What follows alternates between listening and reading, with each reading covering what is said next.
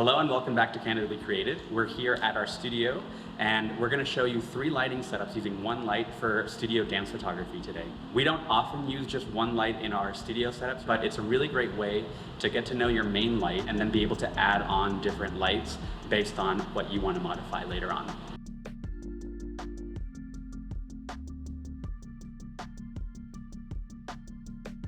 Today we have a very special guest. Bea is with us today to help us demonstrate some of the lighting setups that we'll be showing you.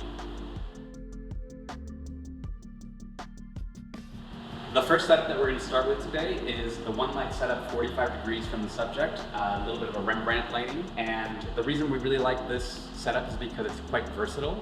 You're able to diffuse the light and feather it across the subject depending on where you put that subject. So you're able to light a lot of the front of the subject if you want to. The only thing that you really have to contend with this is because it's off to one side, you have to make sure that the poses, if you want them to, face the light. Now that's a creative decision that you can make later on if you want to have a little bit more contrast in the face and turn the pose away.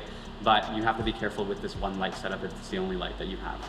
So Bea, let's do some sort of extension to the side. Maybe like a tilt that's being held and then you go up on releve at the end, and then just make sure this arm is maybe down towards the floor a little bit. Yeah, ready?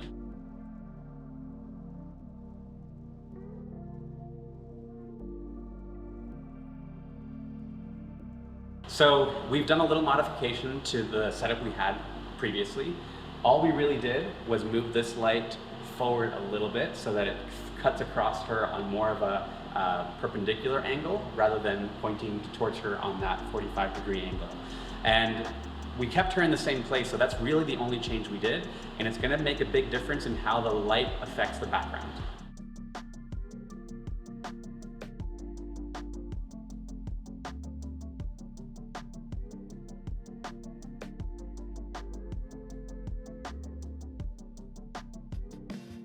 This is our second lighting setup for today. It's an overhead light. You can use whatever type of modifier on the top as you wish. We currently have an octabox, a 4-foot octabox on top, and we go to this main light setup for a lot of reasons. There's a lot of versatility in terms of where you can put the dancer to achieve different results, and it gives you a nice even light over the entire subject, and then you can add in different lights as needed. We're in a wide lunge. Yes, and then you're gonna pop that, yes, exactly, and then go up into it. Does that make sense? Ready when you are.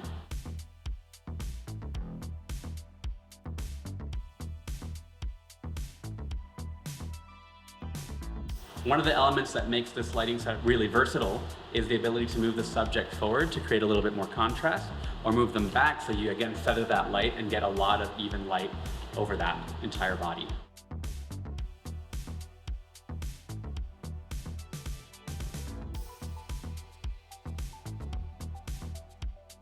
For our last lighting setup, we have the main light in the back pointing diagonally down to the subject, into the floor, and out towards the camera.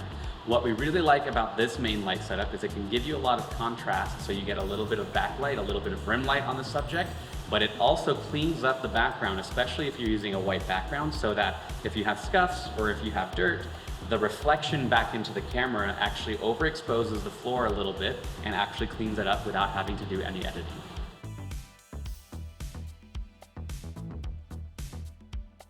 Let's do that one more time. Looks really great. Just turn a little bit more profile for me.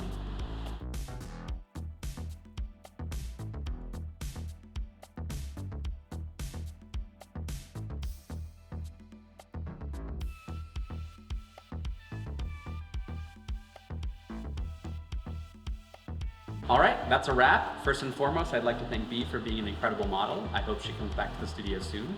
I hope you also enjoyed and found value in the 3 lighting setups that we showed you. It's a really great tool to understand your main light and what it can do on its own, so that you can then take full advantage of adding those different lights when you're in your studio.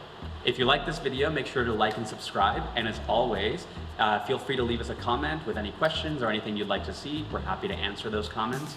And until next time, take care.